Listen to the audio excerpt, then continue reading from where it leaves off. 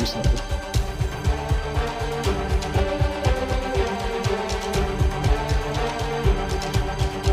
I will destroy them all. Hello, and welcome back to The Coordinate, an Attack on Titan podcast, where Bill and Tyler used to talk about the anime. No, wait, what? We used to talk about the manga, but now we're doing the anime, because, reasons. But yes, hello, dear listeners, and welcome back to The Coordinate. And yes, I know it's been a long time. It's almost been a year, I think. A year, maybe. But we never went away. We never intended to go away, but Tyler knows what he did. Tyler. Yeah, I hope you feel bad about that. Do you feel bad about it, Tyler? Good. And man, as long as the doctor got it out in the end, I'm happy for you, okay? But don't be putting that stuff on me, all right? None of it. Anyway, me and Tyler have made up now, and we've settled our differences, which is good. And yes, we have come back because Attack on Titan is back, and it is back for its final season of the anime. So we were actually at the point where the final season of the anime is now beginning, so we kind of just thought, let's just do some short episodes of that. We'll go back to the Attack on Titan podcast, and The Coordinate will be loved and celebrated by all podcasting people worldwide as one of the best Attack on Titan podcasts there ever was, would be, or maybe not. Anyway, yes. So, Indeed, the final Attack on Titan podcast was released, and I watched it via the wonderful app of Crunchyroll, although it is available elsewhere on, say, Funimation and some other places like that.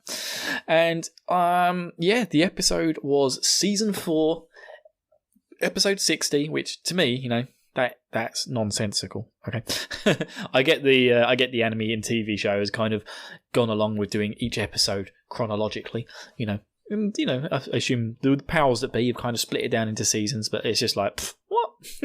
Episode 60 of Season 4? Man, I'm late to this party. And it's called The Other Side of the Sea. And, oh yes, first of all, the opening credits. What? They are so naff. I wasn't impressed with some of the later seasons' opening music anyway. It's the first season that has the banging opening music. It is so good. It's a bit like a band called Sabaton, and it's just like, and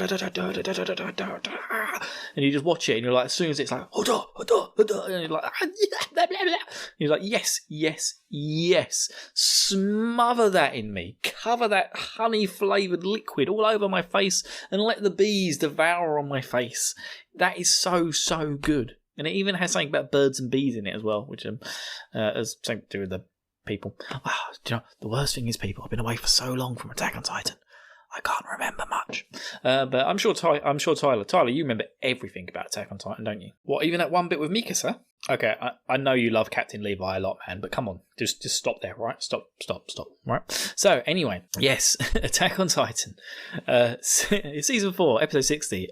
The Other Side of the Sea, and it just basically takes us to the other side of what could be the fucking universe, as I'm concerned, and it has nothing to do with any of the people that we've currently been watching and reading about in manga. So yeah, there's no Eren, there's no Mikasa, none of that.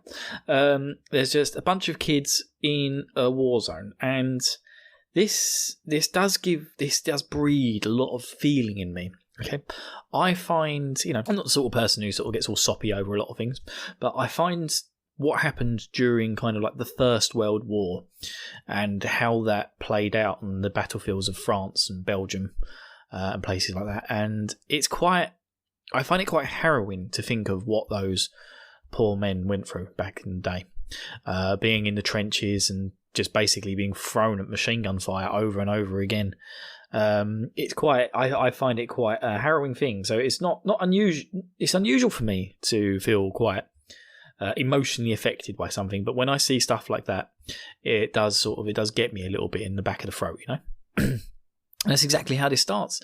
There's a young boy lying on his back, looking at a bird flying through the sky, and then it kind of, everything pans out slightly, and yeah, there's just gunfire everywhere. Someone runs over and picks him up, and it's this, apparently the kid's called Falco, and runs him back to the trenches. Boom, bumps him in the trench. So yeah, this kid who's apparently called motherfucking Falco. Yes, the Austrian rapper Falco. Look it up, people. Look it up. So Falco is looking a bit shell-shocked. And we find out, this is an attack by the Malian Empire, who we learnt about previously, and they are attacking some fort to capture a harbour in some sort of war that's been going on for 4 years. There is not a lot of context given other than, hey, this is what's going on right fucking now. And yeah, there's just 4 random kids in this army who are apparently all potential people to take over one of the main Titan powers. Like, one of them's there who thinks he's going to be able to take over the armoured Titan power if it's ever needed, and one of them wants to become the warrior Titan.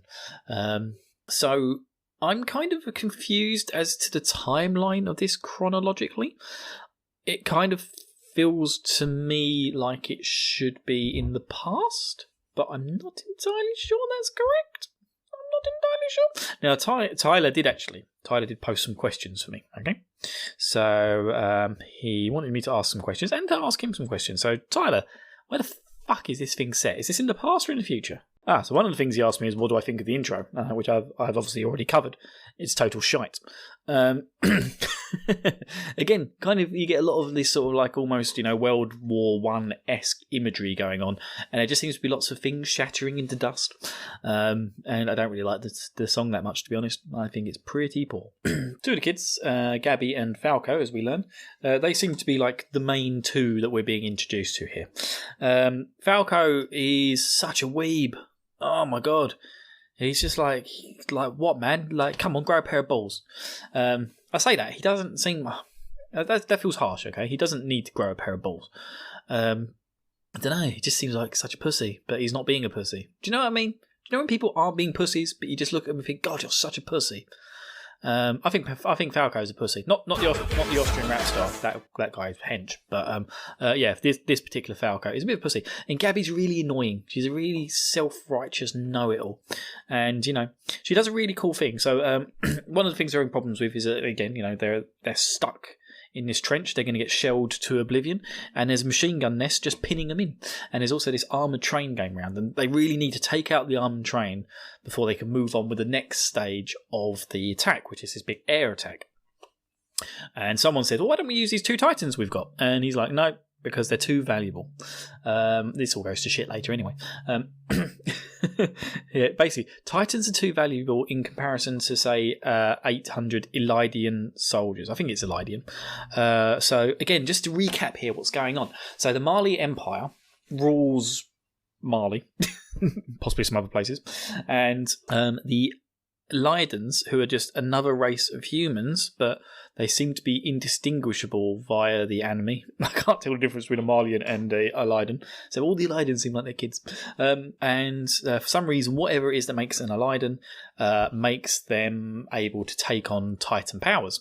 So they either become Titans or can use these extra abilities.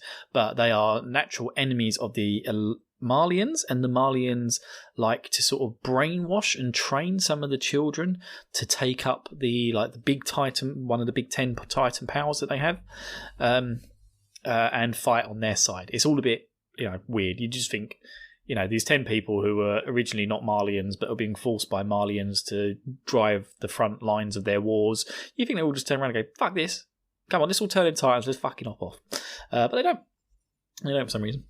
But yeah, I kind of like Gabby, even though she's a bit of a know-it-all. She comes up with a very cool plan to just to take out the armoured thing. So she just strips off into her underpants, walks out into the field with her hands up, almost just doing a white flag. The 2 guards dither whether to shoot down a little girl. She collapses to the floor and then just waits for the train to go past, and then throws a load of pipe bombs underneath it, and it explodes. And then she runs off.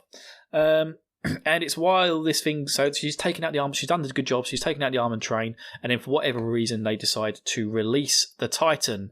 And this Titan has a great big face. It's always got this armoured skull face mask. For some reason it reminds me of Indiana Jones and Temple of Doom, but I don't know why.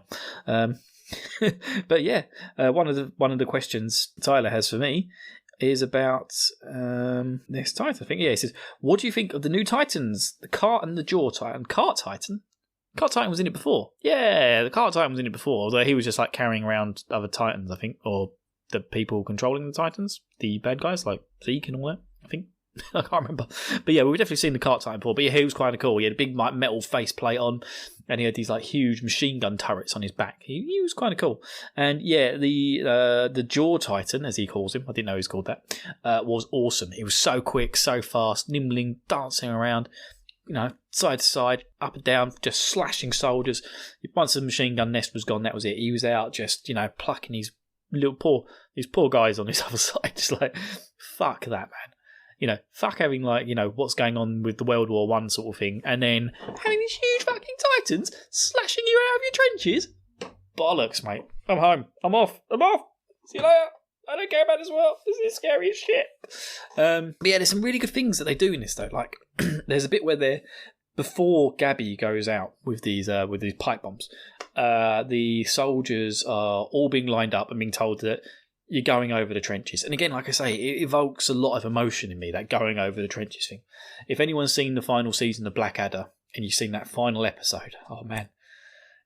Blackadder is one of my favourite comedy series ever, but the last episode of the last series is just, man, it really gets you, really does. And yeah, you can see these trembling soldiers while the commander is basically barking at them, telling them they're going to be doing the right thing. They're doing the best thing for the Malian Empire. They're going to go up. They're going to run a machine gun fire. Most of them aren't going to fucking survive. And they're all shit in their pants.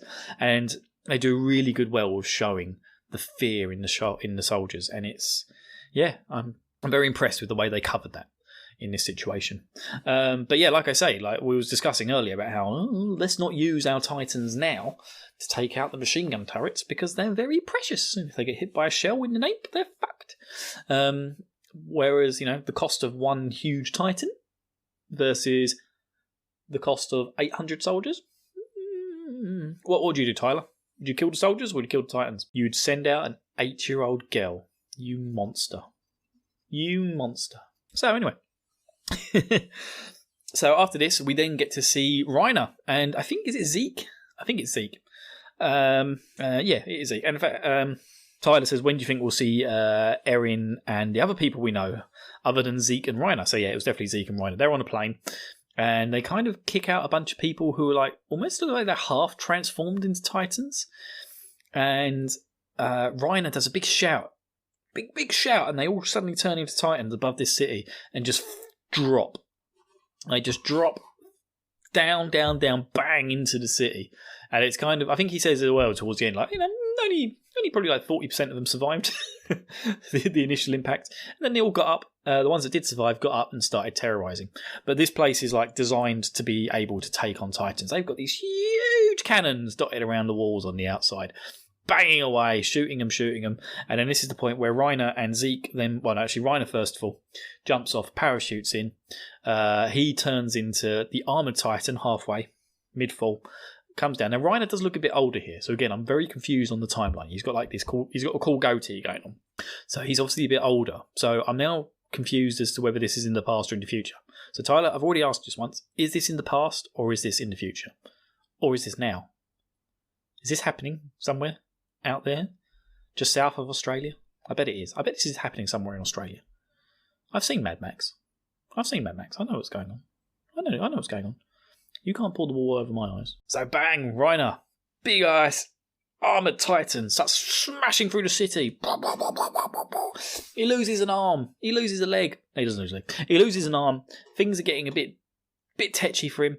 But there's another armored train on the inside of the city they didn't know about, which seems like really poor planning. Like, surely that's a very obvious thing that there's an armored train on the inside of this city. But they didn't know about it. So he's getting like shelled to bits. And he takes out the train, and then Zeke comes out as the Beast Titan, the big hairy mate one that can talk while it's in Titan form. He just picks up a bunch of shells, knocks down a wall, and then throws them at the boats. But the boats were waiting for this; they knew this was going to happen, so they fire upon him. And Reiner, almost in a self-sacrificial way, jumps in front of the Beast Titan, takes the first couple of hits, and then Beast Titan throws a load more shells and basically downs this entire navy in one shot. The powers here and display of these Titans being organised as military weapons is terrifying. And that's kind of what this first episode is setting out to show you. It's just like, I think they even say at the end, like, we've taken this harbour, this has ended the 4-year war, but we really need to get the founding Titan, which I think is the one that Erin's dad took originally. And I think Erin may have it now, or Erin's dad still got it. I can't remember. Who's got it? Who's in control of the founding Titan, Tyler? Wow. I did not expect you to say Donald Trump, but that makes perfect sense now. It really does. And then we could basically get sort of like the close of the episode here, saying we need to get the founding Titans, kind of turn our way towards that, and then we get the next episode thing, which apparently is going to be a big piss up on a train by the looks of it. I'm looking forward to that. I am. So Tyler, are you looking forward to the big piss up on the train? So just to sort of reiterate here, Tyler did ask me a couple of other questions. He said, "How confused are you?" And I have to say, I was very confused when I got to the end of the episode. I'm confused over timeline placings as to where this is going on, whether it's past, future, or whatever. It's probably present. I'm probably just thinking too much into it. But, don't know how Reiner and Zeke have got to where they are, but that's probably just indicative of me just not remembering fuck all about what's happened up until now. What do we say? What do you think about New Titans? Do you like them? Do you remember there being a different Jaw Titan before? Interesting question. I vaguely remember a Jaw Titan at one point, but I feel like it might have been in one of like the funny little comics at the bottom of the manga that they used to do at the end of them. I feel like I have seen a Jaw Titan, but I don't remember it well enough. Like it wasn't a surprise to me seeing this new Titan as it was. And assuming he's a new reveal. I think we tried counting before how many Titans we've seen. And we was always short one. But yeah, maybe it was Jaw Titan. But yeah, that's an interesting one. And how fucked is Zeke's ability and how he uses it? How fucked? Is that a typo? I don't know, he just picks up and throws things. Surely. I don't know. And what do you think with Falco saying, "Wasn't I just flying around with swords in my hands? God damn it, Tyler." Oh, I'm so glad you reminded me of that. So, when so as I said, the whole thing opens with Falco, not the Austrian rap star, little kid Falco. He's lying on his back, bullets are flying around over his head. Someone comes out, rescues him, pulls him back into the trenches, and he's a bit concussed. And he says, "Wasn't I flying around with swords in my hands?" And then Gabby pours water over his head and he kind of snaps back into his senses. I was honestly at that point fuming, thinking, if they're going to make the last season of Attack on Titan about a fucking war happening somewhere else, and the whole first 3 seasons was set inside motherfucking Falco, the Austrian rap star's head, while he was dreaming, being concussed from shell shock, I was fuming. But then I kind of calmed down a bit. I was like, I'm going to let it flow. I'm going to let it flow. And I let it flow. Let it flow. Let it flow. And it flowed. And then, yeah, the episode kind of took me away from that kind of thinking. But yeah, bonkers. It makes me kind of think that I think they said that he was a possible candidate for the Warrior Titan, which I believe is the one that Eren is holding. And we know that Eren has seen, and he can see things from past Warrior Titans.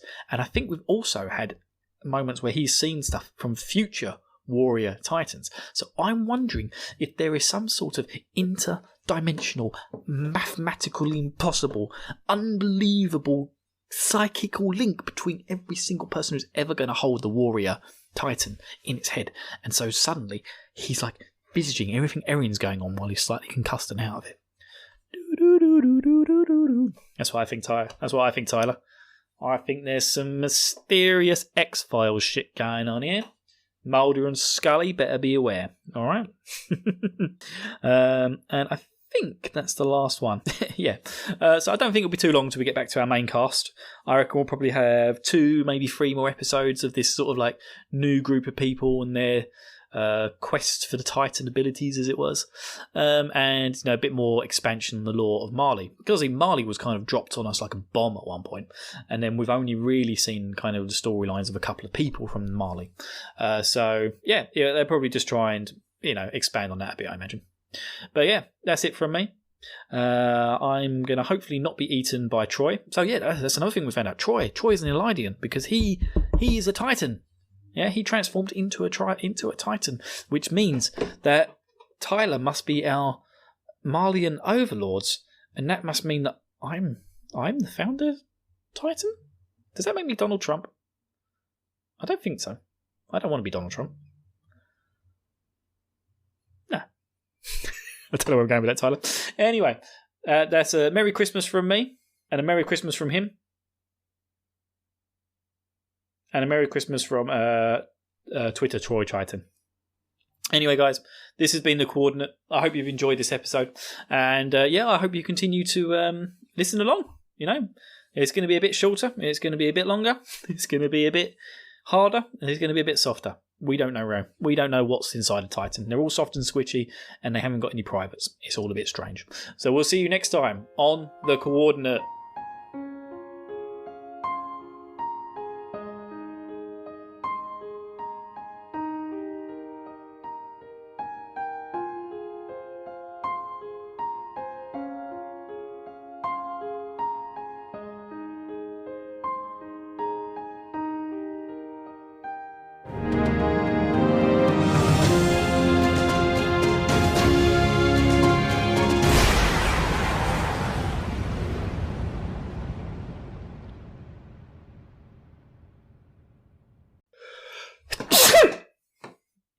Woo!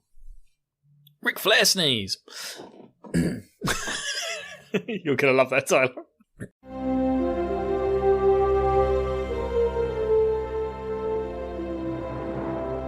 Too young for this trek.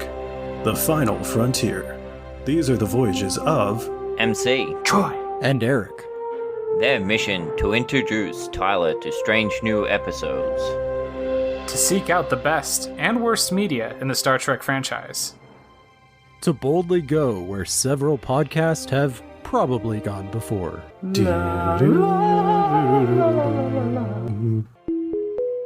You can listen to these goobers talk about Star Trek by searching for Too Young for This Trek or by visiting probablywork.com.